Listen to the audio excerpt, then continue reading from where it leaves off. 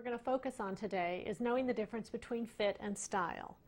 Many of us have bought hundreds of patterns over the years, and I think for a lot of us we're buying the same thing over again. As a pattern company, I love that you're buying a lot of patterns, but keep in mind my main goal is to make sure you're successful with each product you buy, and so I need you to understand more about the pattern and differentiate between fit and style so that you can more quickly get to the sewing machine and make sure the product is what you want. So let's just define fit and style.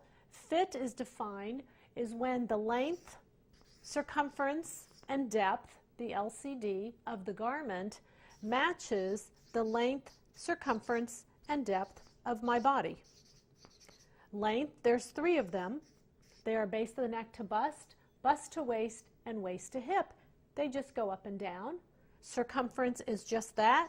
It's the amount around.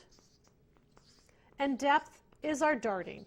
Once depth is put into a garment, it's permanent and always stays in the garment. And it's to accommodate the bulges, our bust, our tummy, our rear end, our shoulder blades, our elbows, those things. Silhouette Patterns did a very extensive video called Achieving Great Fit Through Muslins, in which we took the fit, examined it, fixed the pattern over and over again so you would clearly get that. I want to differentiate between fit and style today because style is what we seem to be buying a lot of patterns for, and that's not a problem, but we want to take the fit and implement it into the style. The style are my debatable issues. My debatable issues would be width of my collar, width of my hem, how wide my legs are in my pants, the depth of my armhole, all of those things that are more personality reflected as opposed to fit.